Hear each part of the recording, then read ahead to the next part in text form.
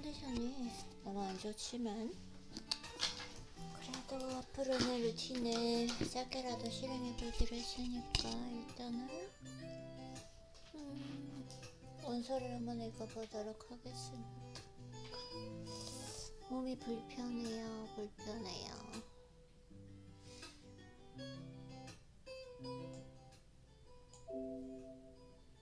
정확하게 잘 모르겠어요. 어제 운동도 심하게 한 것도 아니고, 근데 수면 잘 때 별로 즐겁지 않았던 것 같아요. 수면의 질이 조금 영향을 미쳤고, 식단을 카레를 먹은 거? 카레 때문인가? 어쨌든 읽어보도록 하겠습니다. 간단하게 읽고 루틴을 해보도록 할게요. Presence is being aware right now of what's going on by paying attention without getting carried away by judgment with kindness for self and others. Well, actually, maybe that doesn't sound so simple, especially when you consider how increasingly distracting our world is and how our mind works with countless repetitive thoughts and judgments daily, largely about the past or future. So, it takes mental training, as in both formal and informal practices, to increase presence of optimal well-being.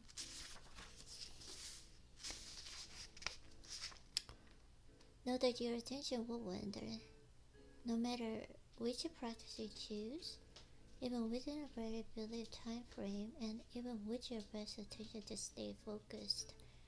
Gently, consistently, and continuously bring your attention back to your breath and other object of your attention. Consider sounds to be touchstone for bringing your attention back, not interruptions to your meditation. Be patient and kind with yourself. No need to berate yourself. Remember, as soon as you become aware that you are distracted, you can refocus your attention and begin again. Celebrate being present for just one breath. Just one breath is a cause for celebration. Don't miss it. Okay. For example, one form of breath practice involves an altering ratio of duration of inhaling and exhaling. Whenever we exhale for no longer than we inhale, our body goes into a state of relaxation. The next time you have a difficult phone call to make, or have a too hungry out of such children of your hands, try this breath practice. Breathe in for 4 seconds and out for 7 seconds. This is sometimes called a 4 to 7 breath practice. Notice how you feel both during and after these simple breath practices. You will likely notice your body relaxing. You will also likely feel calmer and confident that you now better handle the challenge before you. The important thing is that you bring your attention back to your breath. When you realize your mind has wandered, you have to become aware of what has distracted you. That is, what is your awareness? Great. Now it's time to redirect your focus and attention back to the breath.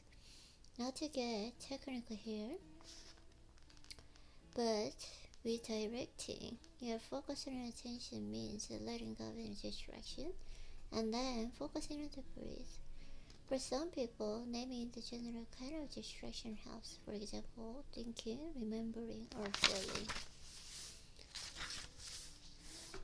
Presence and purpose. Success is liking yourself, liking what you do, and liking how you do it. The first P is purpose, which involves us with a sense of meaning in our lives. 2,300 years ago, Aristotle asked, "What's the ultimate purpose of human activity?" His conclusion was happiness, but a certain kind of happiness that comes from the realization of our own true potential, our unique capacities, what he called an daemon. Aristotle contrasted in self-transcending state of endomania, a state of a human flourishing from pursuing long-term goals that give a purpose of life, which all be taken about here, with a self-enhancing hedonia, the short-term happiness that delivers an jolt of dopamine. Available then to the test Aristotle's assertion. Purpose and those. A person with joy in good times, purpose states. Purpose endures in a person with joy in good times and resilience in hard times. And this holds true all throughout life. Our lives are complex and nuanced, and we all have the difficult, discouraging, and the successful days, but purpose can keep us going during our most challenging times. Happiness is a choice. Purpose is an essential self-organizing life aimed at organizes and stimulates goals, manages behaviors, and provides a sense of meaning. I know that's how researchers talk. Let's break it down. Think of the first feature, a life aim, as the ultimate concern of general intention.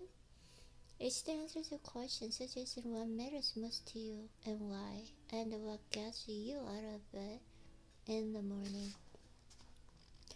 The second feature organizes and stimulates goals, representing how having purpose provides goals for us.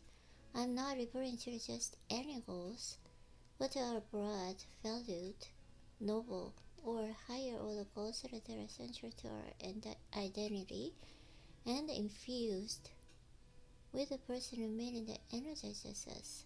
A valued goal need not to grand or global in order to increase our well-being.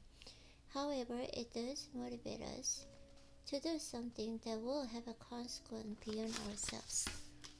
The third feature, manages behaviors, means that purpose provides a life direction toward our value goals, which in turn guides our daily efforts. This requires wisely allocating our finite personal resources, think, time, and attention.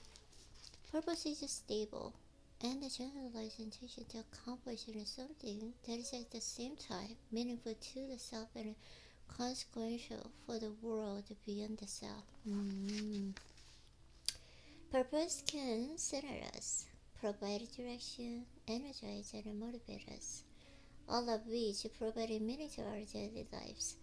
Purpose also gives us satisfaction when we accomplish our goals, and a persistence when we run into obstacles. If your life is like mine, at the end of the hectic day full of surprises, setbacks, and putting out fires, as my former litigation colleagues would say, it's not usually focused mostly on what didn't get done.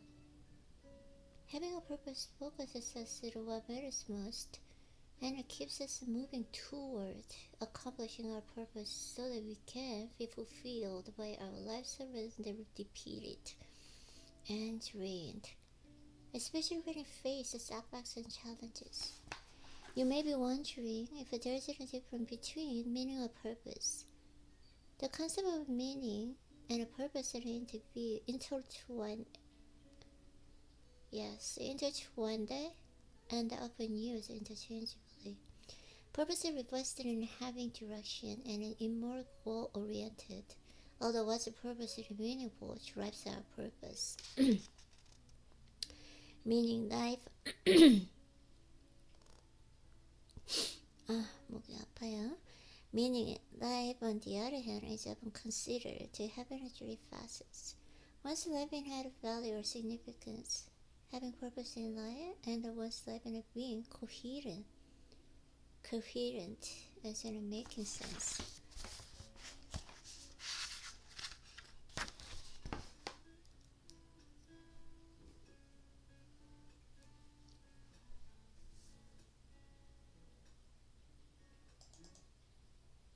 I don't like music, I cannot stay focused on reading, that's why Okay, piano music.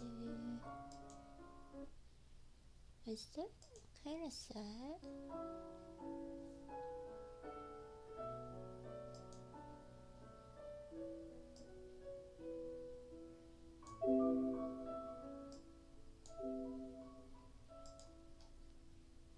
실제적으로 이렇게 뭔가 잘 힘들고 할 때 새로운 음악을 들으려고 하기보다 웬만해서는 그대로 유지하는 게 웃음이 더 좋을 수 있다.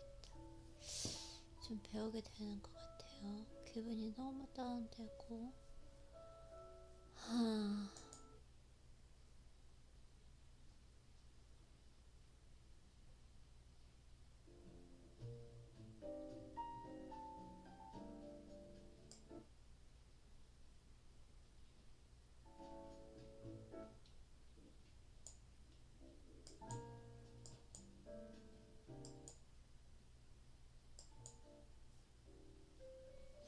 오늘 쉽지 않지만 간단하게 그래도 루틴 해볼게요.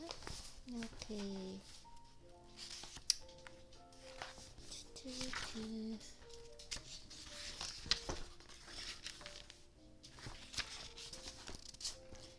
Getting completely carried away, but suffice it to say that purpose provides meaning and direction for our lives, and what is personally meaningful to us informs our life's purpose. Living with awareness of our purpose in life is living with the presence. It's the opposite of living on autopilot. Oh, it's not opposite of living autopilot. Okay.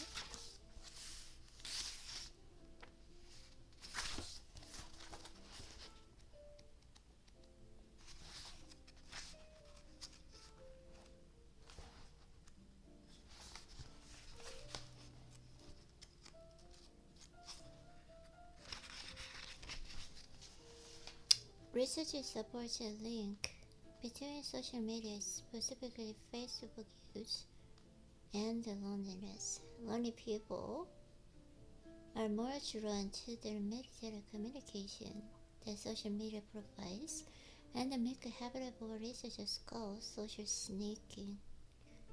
That is, the temporary but illusory fulfillment of the social needs and social network sites allowed through the activities like status updates, lurking on others' profiles, or passively viewing Instagram feeds, all of which many encourage loneliness. Social sneaking may make you feel as though your immediate social needs haven't been met, but these activities fail to contribute to interpersonal connection, ultimately resulting in a deficit in important relational resources such as social support. Social sneaking can in a way substitute for the benefits we receive through real life in-person social interactions. As social beings with the social brains, we look to the others for affirmation and approval. That can make it difficult to interpret of the what's meaningful for us, what our purpose is. Think about the latest image you posted on social media, and how happy you were to receive likes and comments and reactions. Women are more likely than men to become addicted to the using social media platform. Okay. Flood photos don't get posted, and those without enough likes and get deleted. Our 70% of us sleep with our phones. We are as stated if we misplace any one of the devices, and on average we swipe our phones 150 times a day. Our brains have literally become addicted to social media platforms, and as you read this, the scientists study social media disorder (SMD). Simultaneously, teams of tech experts are working around the clock to make sure that their platforms are OT and maintain as much as their attention as possible. Contemplate the last time you intended just to quickly check your favorite social media platform, and then were shocked when you realized how much time had passed. The fact is that we will rarely, if ever, be able to bear the algorithm specifically designed to keep our attention for as long as possible. Comparison inherent in social media interactions, whether in person or online. Another aspect of social brains is what we want to belong to a group, and we want to be treated as much as others in the group. That's wired in our brains. Perhaps the next time you find yourself comparing and getting frustrated with yourself for comparing, you can give yourself a break, as this is a part of being human. We all can remember times when we thought we had a good time until we heard about someone else's life, or we helped in on Facebook, and found our news feeds are full of shiny snippets of others' lives. Not surprisingly, researchers find a link between depression and Facebook users who compare themselves to others.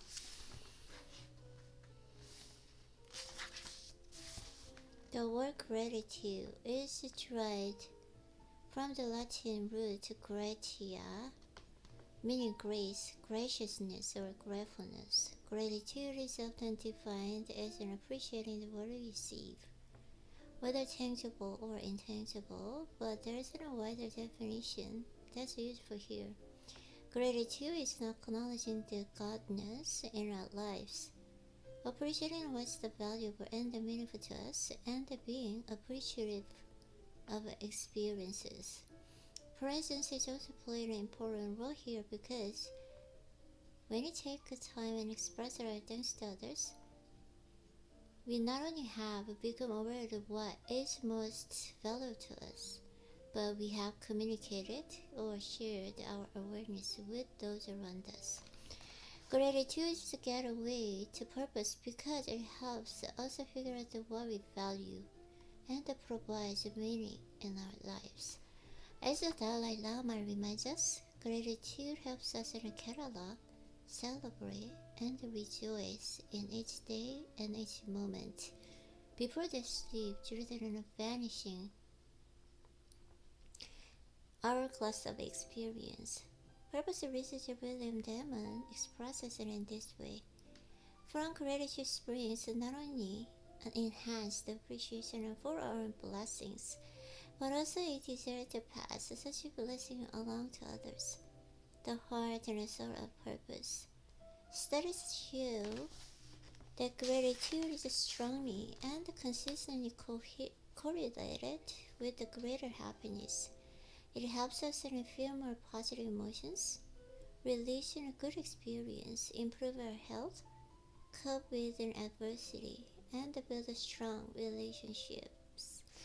With the practice, we can develop the ability to notice and appreciate the beauty in our everyday lives. One way is a gratitude journal. The second group about the things they felt grateful for. Take a moment to think about the things that you're grateful for in your life. Sometimes we can even fully grateful for what exists in our lives until we experience loss. Believe it or not, if you write a letter of gratitude, even if you never send it, you can enjoy the mental health benefits of experiencing gratitude. Those who wrote the gratitude letters reported significantly better mental health for weeks and 12 weeks after writing exercise ended. When it comes to finding having purpose in life, it's essential to distinguish our own values and goals from the cultural messages and expectations of our families and communities, as ultimately the only sense of meaning that matters is what matters in each one of us. This isn't easy, and we cannot do this without a presence. We need to check in with who we are and what's meaningful for us to make sure that our compass we follow is our own, no one else's.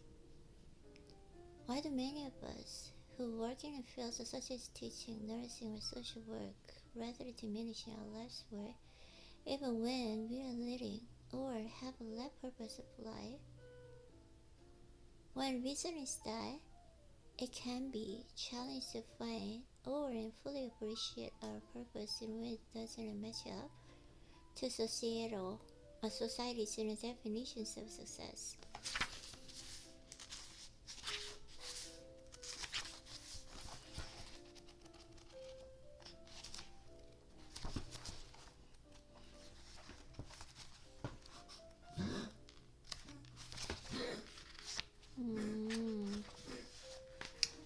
Presence and pivoting.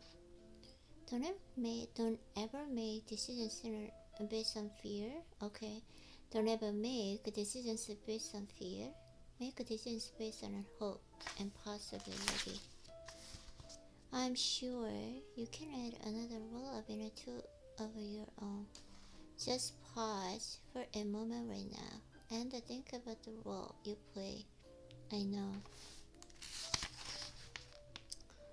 The noun people means anything or person upon which we depend vitally, as in a rock or an anchor.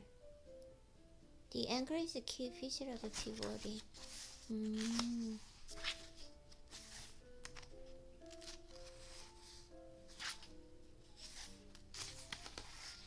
What parts of my work do I most enjoy? What skills am I using this position that I want to continue using? And what's work well for me right now? The answers to those questions provide non-negotiables. The things we don't want to give up in our next position. Obviously, these are questions that can be answered quickly, but they do prompt us to get present with what is, and then looking at how closely aligned or not our work is with our purpose. Before making your move is an ideal time to ask and start answer these questions. Sometimes we overlook the obvious. It's always good to look before you leave. As in book around you and see if there's an option or a change that you can make sure of ending a long-time friendship or marriage, quitting the present board you are enjoying serving on for the 3 years, or changing jobs. Perhaps an adjustment can be made within a relationship or organization. Sometimes having a conversation, the kind of a tough conversation, that would urge rather than would often do almost anything to avoid, can make a difference. That's likely why, believe it or not, there may be options in front of us that go untapped. Because we don't even consider it, we just don't think of it.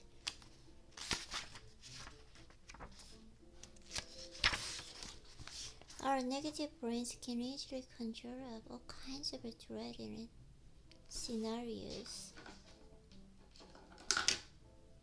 Okay, about what may happen to us, especially when we contemplate changes in our lives. Our fear of making mistake and failing, for example, can be daunting and paralyzing when it comes to pivoting. We resist change, fear failure, and on top of that, before we even take the first step of pivoting, we may project ourselves into the future and start to dread telling family and friends that things didn't work out, announcing to our work colleagues we are leaving, downsizing, moving home with our parents, being unemployed, or becoming unable to support ourselves and our families. Sound familiar? We also don't like giving up, standing in the of itself, is sometimes seen as failure. Before moving on, let's just spend a moment on what is not failure, whether in personal or professional settings. We've all been rejected, felt uncertain, and tried things that didn't work out the way we wished or thought they would. I hope that you wouldn't consider any one of these to be a sign of failure. These are feelings and experiences familiar to all of us, inherent parts of being human. A helpful reframe for the failure could be: the real failure is in never trying. Failure can provide opportunities for growth, which we'll talk about the later section. We've been talking about how our fear of failure can inhibit pivoting and that keeps us in situations longer than may be optimal for us. What else can get in our way when it comes to pivoting? We are creatures of habit. We like our routines and familiar surroundings. We tend to resist change. Our brain likes uncertainty because it helps us survive. Pivoting requires a mindset that is willing to move from the familiar to the unfamiliar, from the predictable to the unpredictable, and from the known to the unknown. That takes courage. Courage is the absence of fear. It's moving forward in a thoughtful way, even in the face of fear. Pivoting requires getting comfortable with a variety of what ifs, which isn't easy because our brains prefer certainty. I noticed the following inscription of the words of an artist in chemistry, Jenner Rashes and Rona, of the Brooklyn Public Library, just as I working on this section. Having abandoned the fumigated fantasy of certainty, I decided to wander. Also, in times of proactive pivoting, whether in our careers or relationships, our brains reason that even though we may find in a better situation, we are happy enough and familiar, predictable, and certain often we know. Sometimes a no longer tolerable situation can provide strength for pivoting in the face of uncertainty. Pivoting works optimally when you have what psychologists and characters will call a growth mindset. Having a growth mindset means being open and becoming comfortable with change and uncertain. Nothing ventured, nothing gained. Cause a fixed mindset, on the other hand, is nothing ventured and nothing lost. A fixed mindset holds us back and sometimes keeps us from unfamiliar, or sometimes that could actually be very positive growth and experience for us. Dweck asserts that rigid, limited thinking benefits no man. The good news is that a fixed mindset can be reoriented in a growth mindset when you decided to embrace challenges as new opportunities to grow and learn.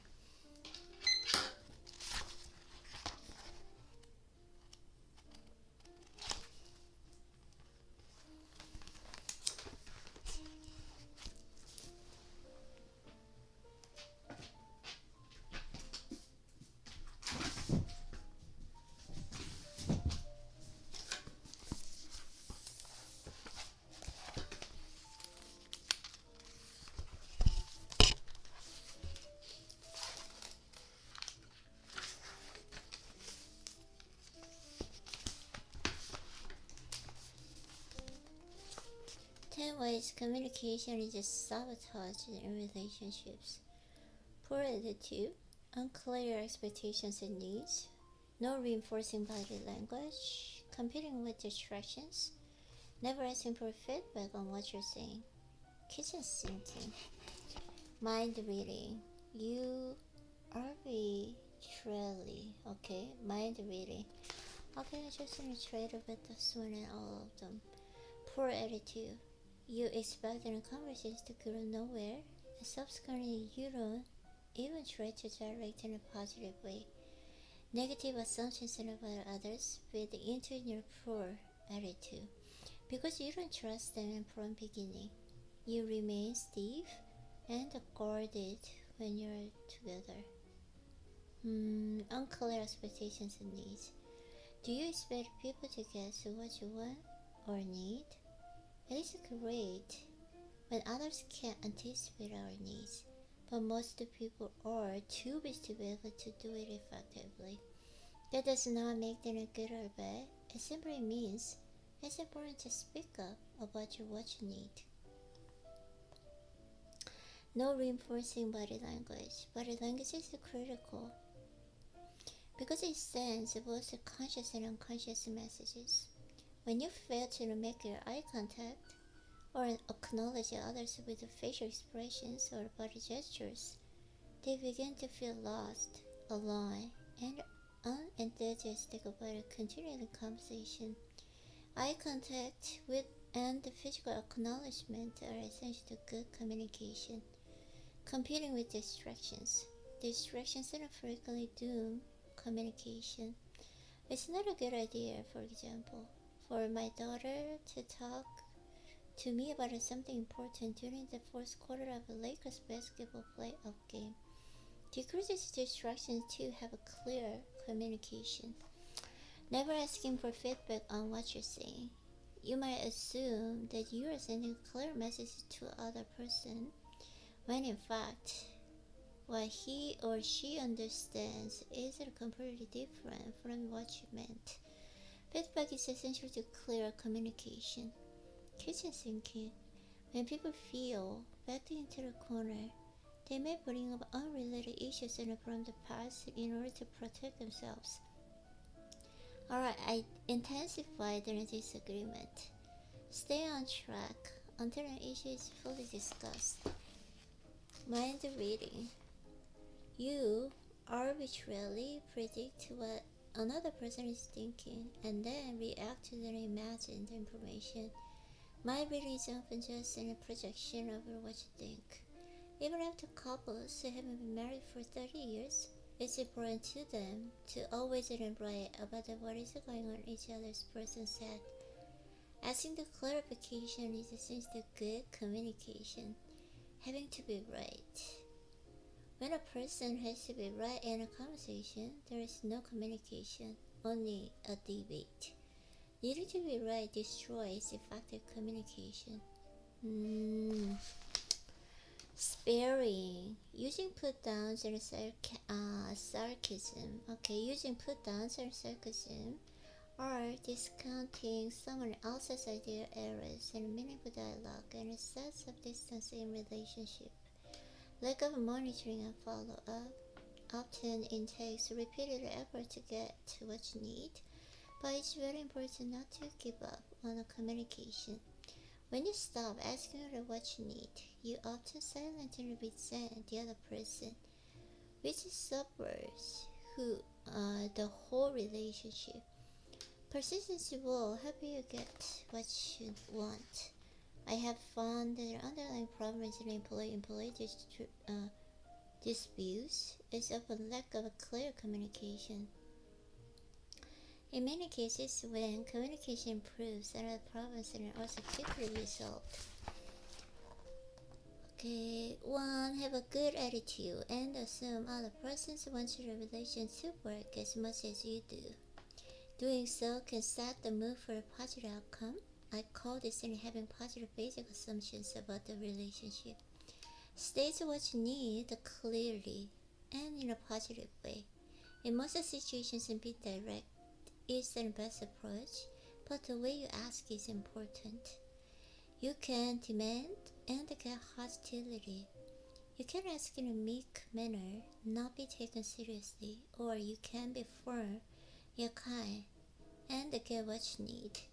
How you approach someone has a lot to do with your success rate. Decrease distractions and make sure you have another person's attention before you begin a conversation. Find a time when the person is not busy or in a hurry to go somewhere. Ask for feedback. Ensure that the other person directly understands you. Clear communication is two-way street, and it's important to know if you got message across. Simple Tell me what you understood, I said, based upon all that is need. Be a good listener. Before you respond to others, repeat back what you think. They've ensure that they've correctly heard them. Statements such as I heard you saying or you mean to say are the gold standard of good communication. Doing this allows you to check out what you heard before you respond. Monitor and follow up your communication. It's very important not to give up. As you can see, these are two completely different conversations. One is demanding and limits communication, while the other promotes communication and understanding. Active listening is a relationship increases its level of understanding and communication, and when people feel understood by you, they feel closer to you. Begin practicing the technique on listening to people every day for a week. See if it doesn't increase your communication abilities and thus your ability to learn from others.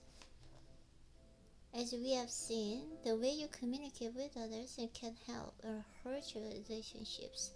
Studies have shown that technique called an active and constructive communication can quickly strengthen your relationships and improve your mood.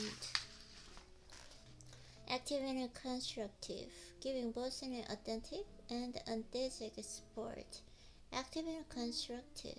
Wow, that's amazing. Congratulations. Tell me about it.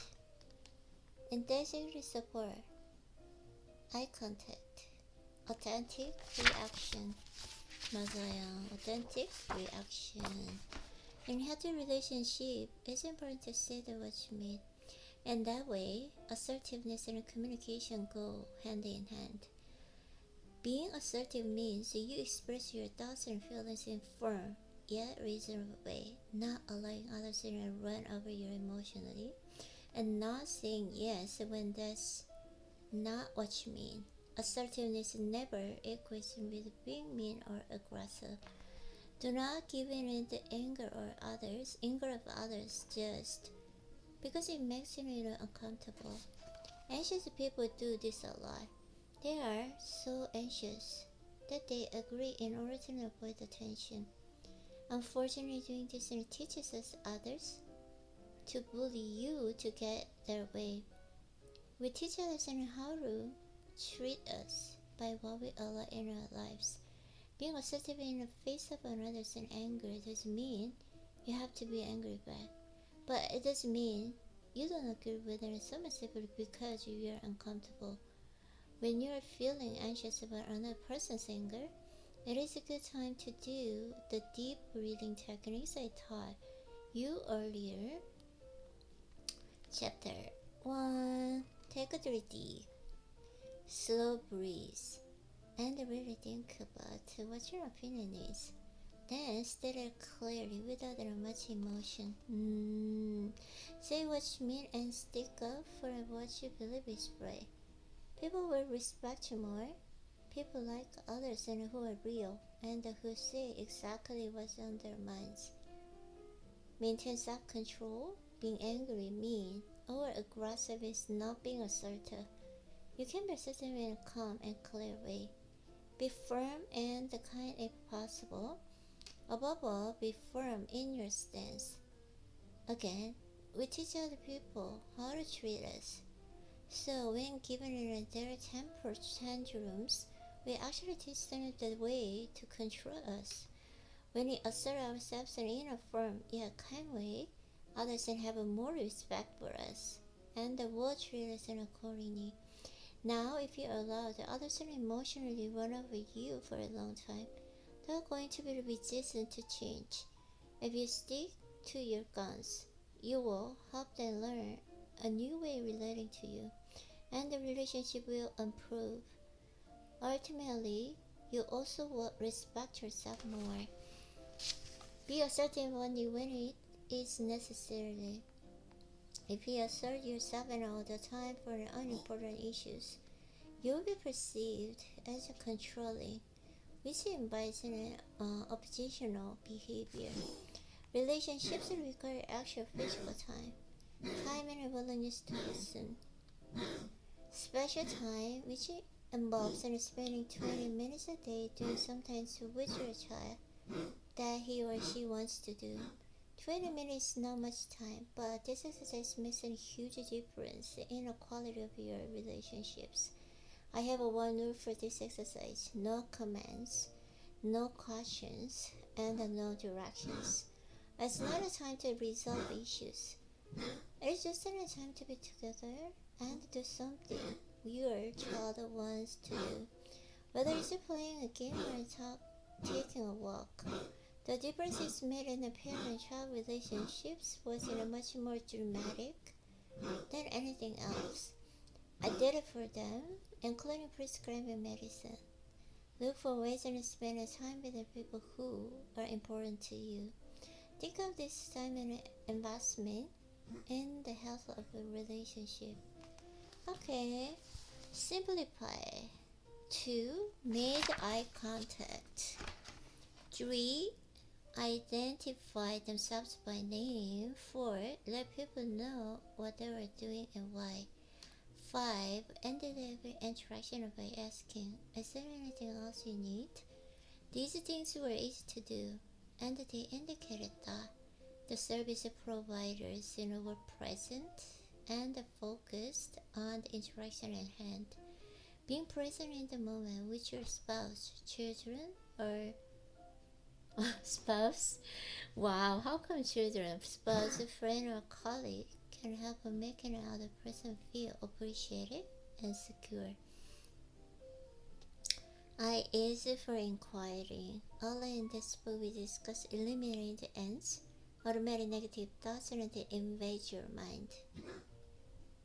When you're suffering in a relationship, it's important to unique into the thoughts that are making you suffer. Ask yourself what thoughts are repeatedly going through your mind, and then consider how accurate they might be. If you're fighting with your husband, for example, and you hear yourself and thinking, he never listened to me, write that down. Then ask yourself if it is true. Does he really never listen to you?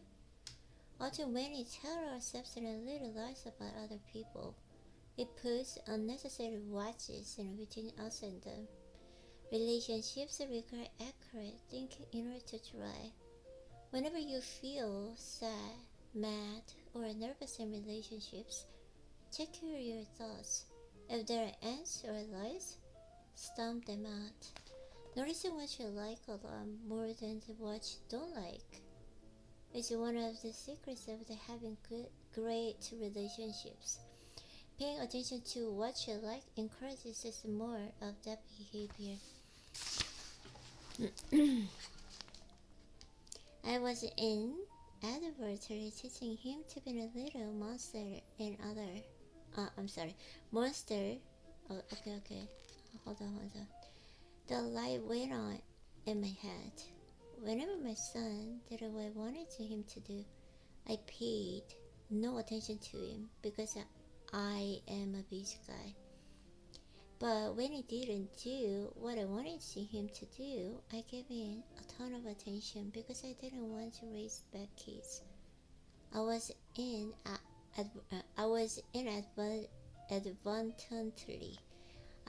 inadvertently teaching him to be a little monster in order to get my attention. I started collecting penguins to remind myself to notice what I like about others and more than what I do not like. I now have more than 2,000 penguins. What do you do when the important people in your life do not do what you want them to do? Do you criticize them or make them feel miserable? Or do you just pause and decide to notice what you like more than what you don't like? This is a critical point that's important for change behavior. Focus on the behaviors you like more than the behaviors you don't. That's correct. John, who discovered the number of positive comments to negative ones, significantly predicts Mauritius' satisfaction and changes of staying together versus getting divorced. Keep in mind that balance is important. When comments are too positive, they lose their impact. Forgive others if we ourselves don't want to be forgiven. Forgiveness is a powerful medicine. Grace and forgiveness do not mean letting someone off the hook or condoning bad behavior. They are not the same as justice, and do not require being reconciled with a person who has given offense and done harm. More often than not, a former victim of abuse should not reconcile with the abuser, especially if the abuser has not sought serious help. Grace and forgiveness are an act of strength, not a weakness. The 8 keys we discussed in this chapter will improve almost any relationship. Be responsible and empathetic, listening, being assertive, spending time, inquiring into negative thoughts, noticing what you like more than what you don't, and giving grace and forgiveness are tools you can use today to bring those in your life and close to you who have had a serious marital problem, yet since your brain is involved in everything you do and everything you are. If it doesn't function right, you are likely to have significant problems relating to people you care about. You have come to realize that many relationships do not work because of a brain misfires that have nothing to do with the character, free will, or desire. Many relationships are sabotaged by the factors beyond conscious or even unconscious control. Sometimes a little targeted brain intervention can make all difference between love and hate, staying together and divorce, effective problem solving, and prolonged litigation.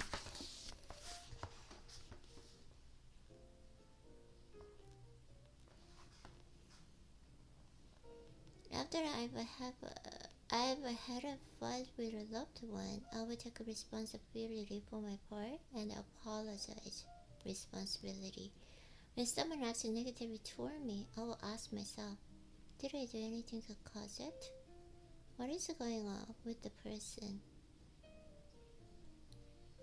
Empty. When I am in conversation with someone, before responding with my input, I will reflect back what I heard him or her saying. When I'm challenged and bullied, I will state the case for what I believe, calmly and clearly. Assertion.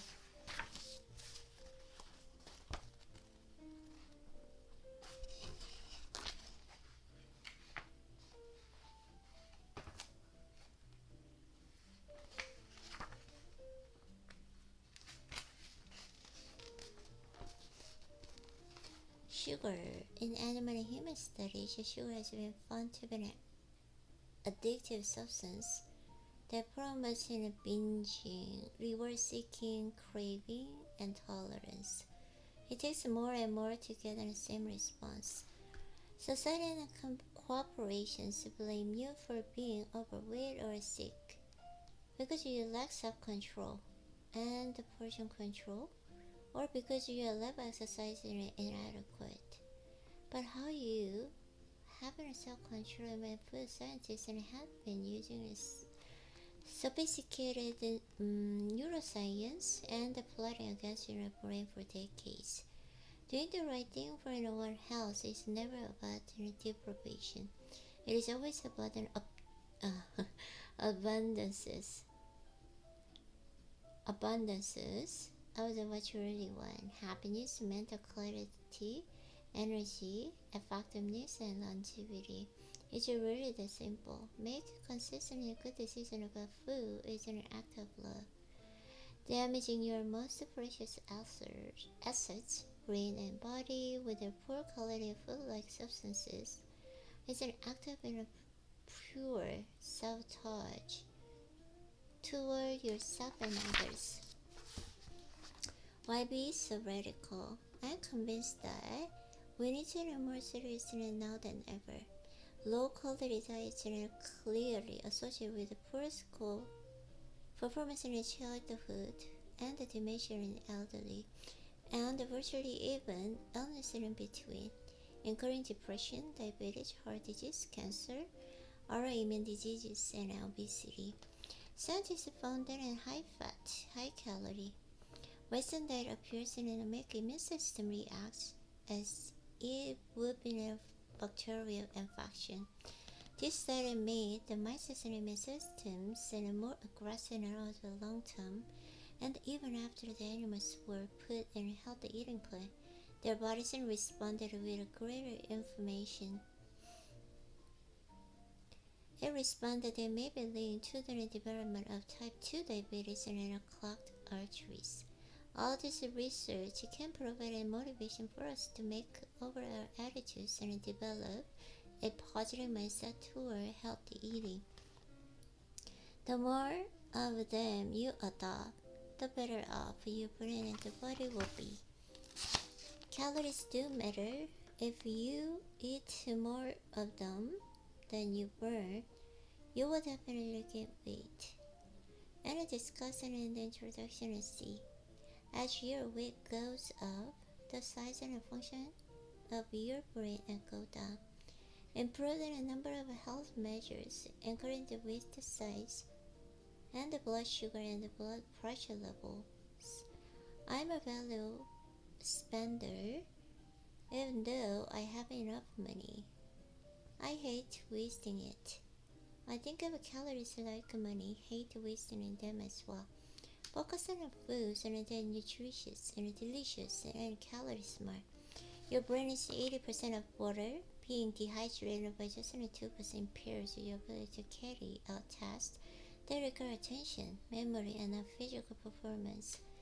I recommend drinking about 10-ounce glasses of water a day. If you drink a glass of water 30 minutes before meals and snacks, you're likely to eat less and still feel satisfied. However, avoid drinking water with your meal, as it slows down digestion by diluting your stomach acid. And try to limit consumption of anything that dehydrates you, including caffeine, alcohol, and other diuretics. Okay, think of protein the way you do medicine, that it should be taken in small doses with every meal and snack. Protein helps in balancing blood sugar levels, decrease cravings, and burn more calories than eating high-carb, sugar-filled foods. Protein also provides your body with an amino acid it requires. Nuts, seeds, legumes, some grains, and vegetables contain some of the 20 essential amino acids you need. Fish, poultry, and more. Meats contain all of them, to the degree your budget allows. Shop for animal protein that is free of hormones and antibiotics, free range, and grass-fed. It is more expensive than industrial, farm-raised animal protein, but it is a good investment in your health.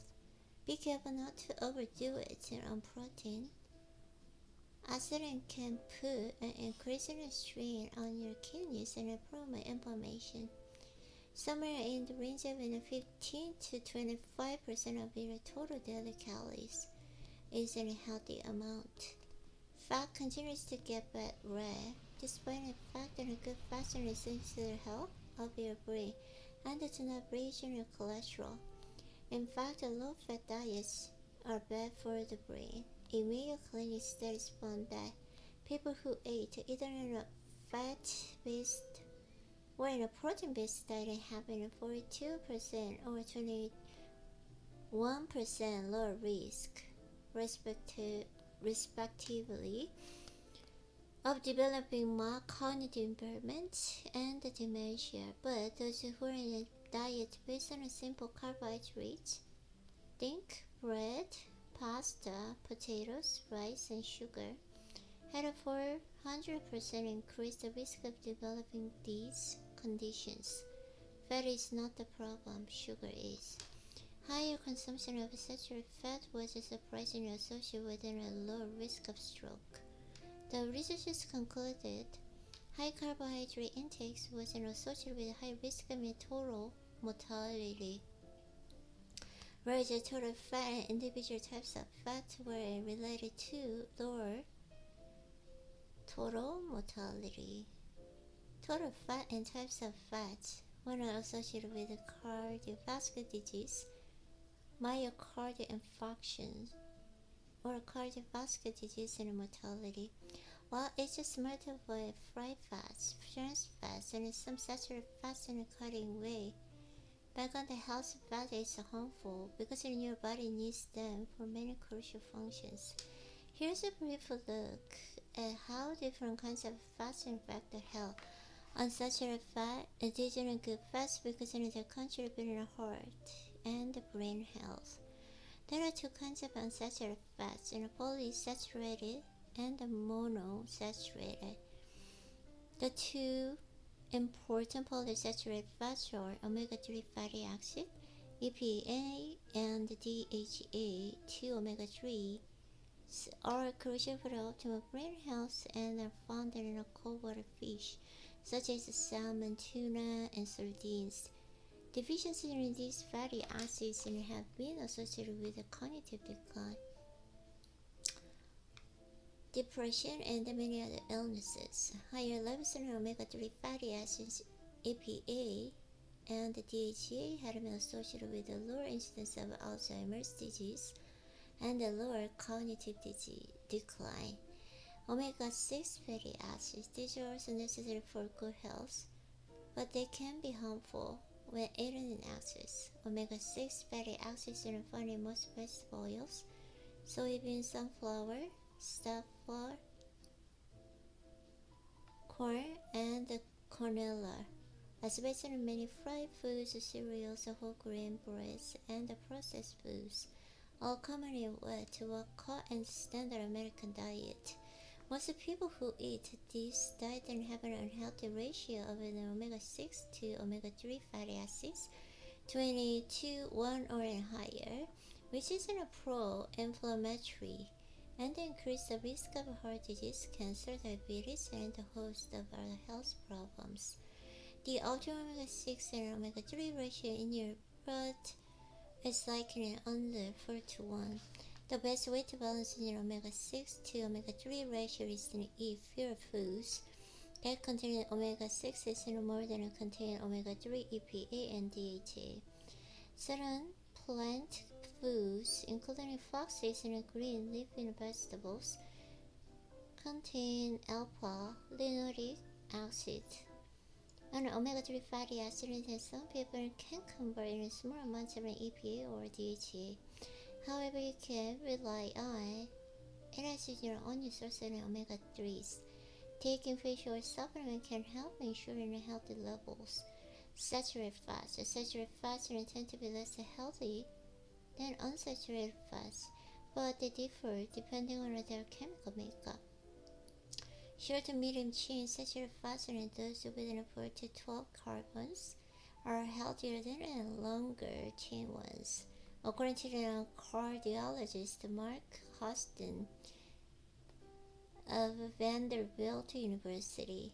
Here are 2 examples of potential healthier and unhealthy saturated fats.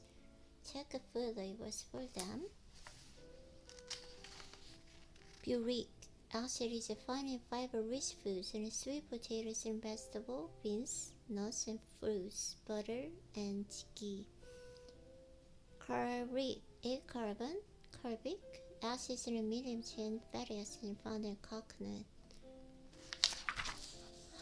Okay, the healthiest diet and strategy to cut back on certain types of saturated fats, especially myristic, palmitic, and stearic acid, and the increase in the consumption of polysaccharide fatty acids found in fish oil, nuts, and seeds.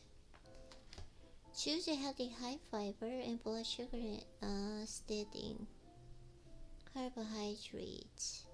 So-called small carbohydrates essential to life because they are loaded with nutrients, help to balance your blood sugar, and decrease cravings.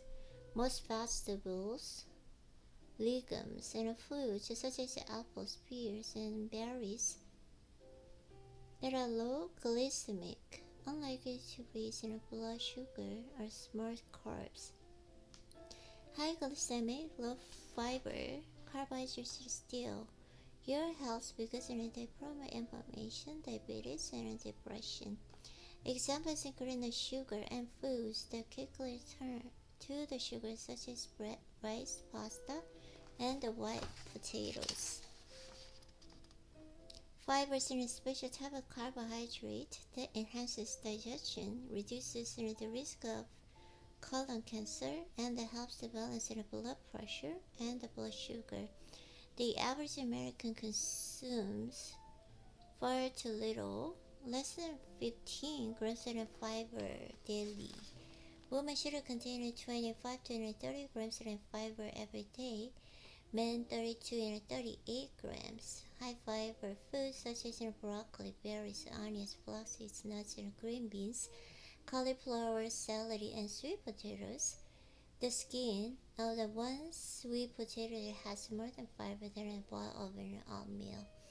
Have the added benefit of making you feel full faster and longer. Fill your plate with colorful vegetables and fruits. Colorful vegetables and fruits have tremendous health benefits. They provide an enormous array of the plant nutrients, vitamins, minerals, and antioxidants that are necessary for good health. Plant foods also help prevent cancer and reduce inflammation, which contributes to Alzheimer's disease, heart disease, and arthritis, gastrointestinal disorders, high blood pressure, and many other illnesses. A 2016 study found a linear correlation between the number of fruits and vegetables you eat and your level of happiness. The more colorful fruits and vegetables you eat, up to 8 serving a day, the happier you become, and it happens almost immediately. No antidepressants work this fast. Just stick within a 2 to 1 ratio of vegetables, 2 fruits, and the limit sugar.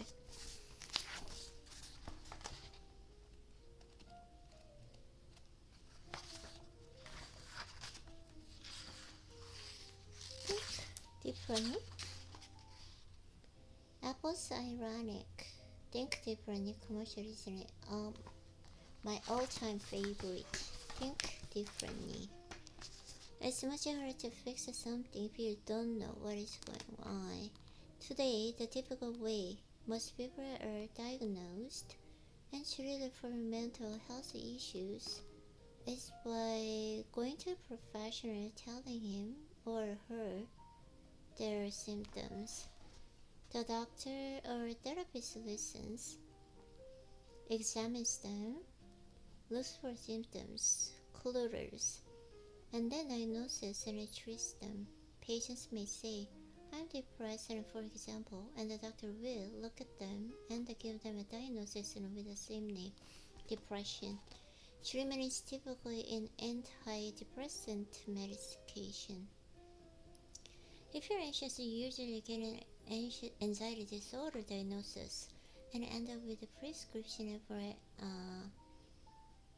anxiety medication. Anti-anxiety medication.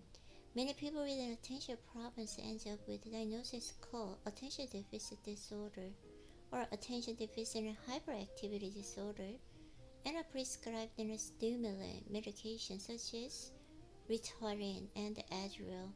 My favorite example of the phenomenon is that diagnosis for people who have temper problems and exploit it intermittently. They often get a diagnosis and call it intermittent exploding disorder or IED. The acronym is ironic, calling a mind an improvised and explosive device, and these patients often wind up in anger management causes or any number of medication.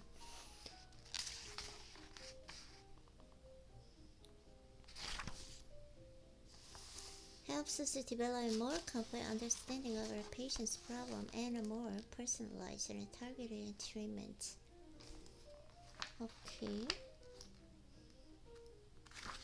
SPAC. Certain changes in behavior are usually associated with the brain trauma, toxins, infections, or defined emotional trauma. Arson's brain SPAC scan showed the damage to his PFC and his left temporal lobe. Okay. A pattern that looks inconsistent with a traumatic brain injury. When I asked him about it, he didn't remember any injury until I asked him specifically about the falls or accidents. At that, he hit his forehead with his hand. When you damage your brain, you can't clearly damage your life. Fortunately, the brain is mendable. On a program that included eliminating the medication that were harmful to him. I'm not opposed to the medications. These were just wrong ones for Aaron. Adding the supplements and neurons in his brain and using hyperbaric oxygen to encourage healing. Within 8 days, I began to feel much better. 6 months later, he wasn't symptom-free, and his follow-up scan showed a significant improvement. The most important reason to look at the brain is improving outcomes. That was my clinical experience when we first started scanning patients, but to find out what the data showed.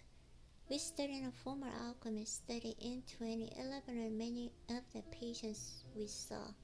The study made it crystal clear that in general, we see people with complex issues who had been unsuccessfully treated by multiple healthcare providers.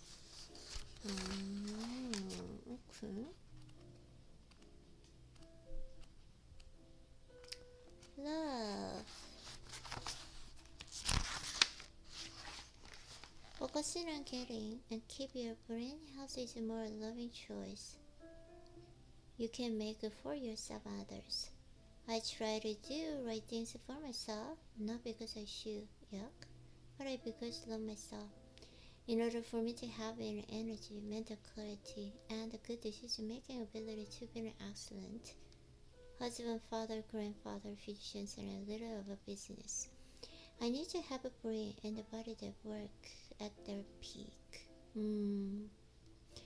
I see pursuing good health as an ultimate act of love. In order to feel better fast and make it last, it is critical to developing consistent habits and rituals over a long period of time that help build resilience. That way, when crises come, as they do for all of us, you're considerably better able to deal with them because you have a mental horsepower you need. Yes, getting healthy takes some work, as any love relationship does. But it is worth it. When you really understand that getting healthy is about love, you stop saying things about getting healthy being hard, expensive, or boring, or about not wanting to deprive yourself. As I have seen many times throughout my life career, with my patients, being sick is hard, expensive, and boring. And you definitely deprive yourself of what you really want most, which is your health, energy, focus, happiness, and mental clarity. Ask anyone who had a serious illness, your health is your greatest asset, and your greatest desire when it is gone. I love my 4 children, but honestly, I never want to have to live with them. I never want to be a burden to them, and then I don't want them to telling me what to eat, or what to wear, or trying to take a driver license away from me. If you love your independence, you must start taking care of your brain and body. When you model when you model and bring into life others in your life, such as your spouse, children, and co-workers, are likely to follow. Children do what you do, not what you tell them to do. If you ignore your health, eat low-quality food, smoke, drink alcohol when stressed, or take medicines for chronic illnesses, such as diabetes and hypertension, without changing your lifestyle, they're likely to follow your example. Ask yourself, am I modeling health or illness? In the United States, we value our freedom. We don't want anyone telling us what to do or how to live. I don't either. Ultimately, our behavior is not just about us. It is about generations of us. Epigenic means above or on top of the gene. It refers to the recent discovery that your habits, emotions, and environment can turn on or off in certain genes, making illnesses more or less like you as well as in your children, grandchildren, and even great-grandchildren. Your habits, emotions, and environment have such a strong impact on your biology that they alter the genes you pass on to future generations. It is these epigenetic marks that tell your genes to switch on and off, or to manifest more strongly or weakly. Diet, stress, toxins, prenatal nutrition, and other environment factors. By epigenetics can alter the activity of the genes that you pass on to the children and your children's children. If a mom or dad eats poorly, even before we conceive, their children has an increased risk of cancer, heart disease, and mental health issues, and addiction. Some researchers believe that epigenetics holds the key to understanding certain cancers, heart disease, diabetes, schizophrenia, addictions, autism, and the forms of dementia. Her diet habits and stresses and environment turn out certain genes that make illness more or less likely in her, but also in her babies and grandbabies. Helping her to do the right things is not just about her, it is about generations above her. This is a sobering message, but one that must be addressed now, given that all of us are in the war for the health of our brains and bodies. They reported improvements in energy focus, creativity, sleep and mood, and reductions in stress and blood pressure, blood sugar, sexual dysfunction, always fun to talk about at church, and the use of medication.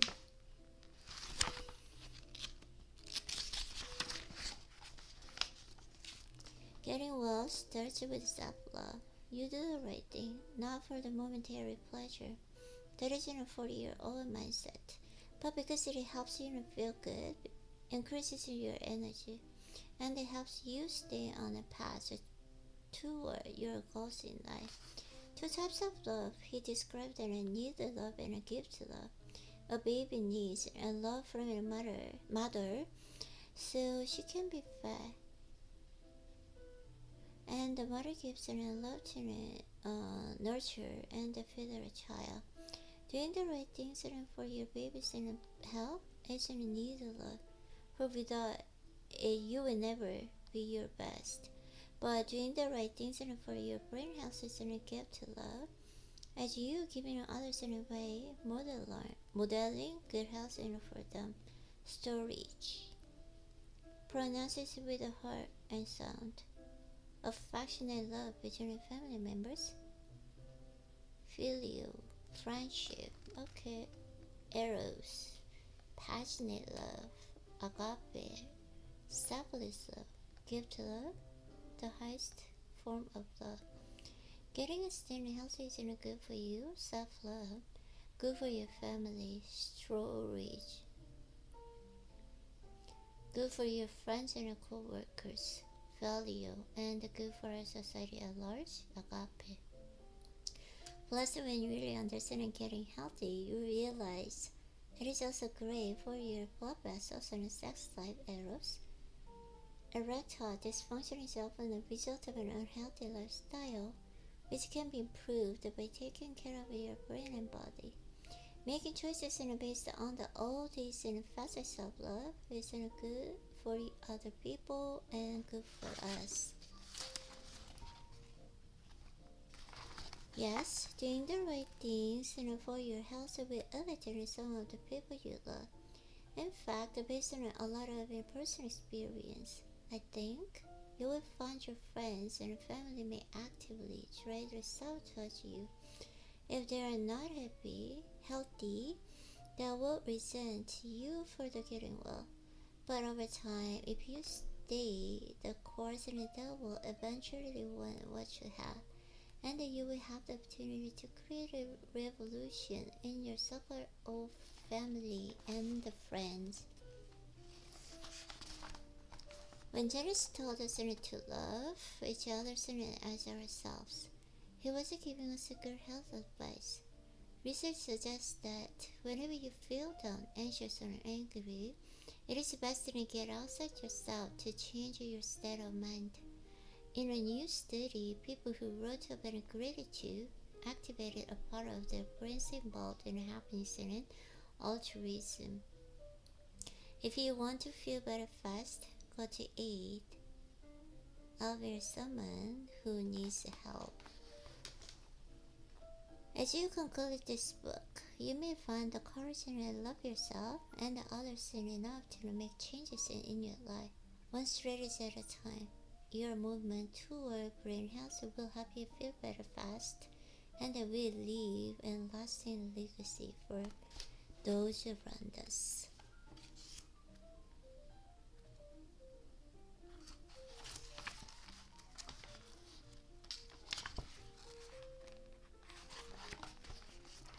A form of brain stimulation, TMS is used in the treatment of the certain psychiatric and the neurology disorders that have not improved with traditional approaches. TMS uses non-invasive, highly focused, brief magnetic pulse and stimulate activity in the area of your brain known to affect mood.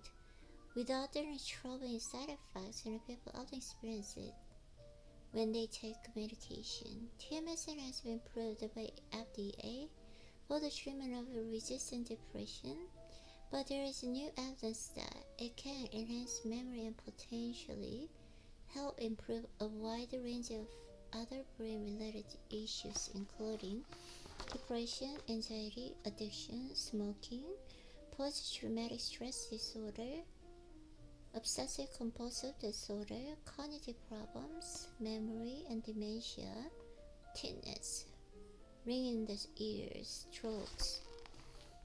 When nothing else seems to work, I consider giving a ketamine infusion. Due to its hallucinogenic effects, ketamine has a reputation as a popular illicit party drug, going by the nickname Special K. It dulls pain and users are often with a detachment or deassociated with and from their own bodies. It was first developed in 1960s and anesthetic, and it was given to soldiers during the Vietnam War. The drug has been used in emergency rooms for incubing suicidal thoughts, making it a potential lifesaver. It's being put to use in an animal tranquilizer as well. Okay, in 2000, researchers started studying ketamine treatment for the depression, and they discovered that it improved their mood much faster than traditional antidepressant medications, and sometimes worse when other drugs have failed. More than 100 studies have shown that ketamine has antidepressant effects. Unlike antidepressants, which work by enhancing neurotransmitters like serotonin and dopamine. Ketamine thought to change the way brain cells talk to each other, similar to a computer robot or hardware effects. It blocks a type of brain receptor thought to be involved with depression and pain, known as an NMDA. Now, in a growing number of clients, people with depression or pain for whom standard treatments have reported being helped by a series of 4 to 6 infusions. She felt energetic, clear-headed, and sexual. The depression lifted, but she still finished all 6 sessions and continued with the monthly booster infusions. 2 years later, she remains improved.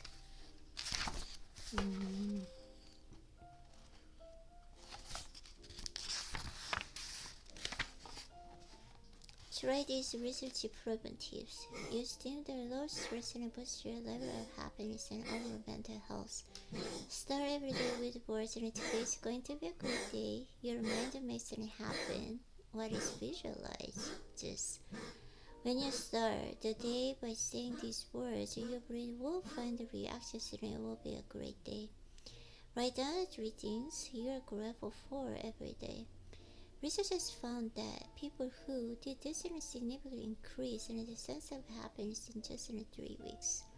Every day, write down and name one person you appreciate. Then tell him or her appreciation is gratitude expressed outwardly, and it builds positive bridges in between people. Limit screen time. Studies reporting a higher level of depression and obesity will increase the time spent with technology. Exercise. It is the fastest way to feel better. Go for a walk or a run. Okay. Enjoy some dark chocolate. It can boost the blood flow to your brain, help improve your mood, and decrease anxiety. In one study, seniors who ate more of it had a lower incidence of dementia than those who ate less. Listen to music. Just with 25 minutes in a Mozart or in a Strauss.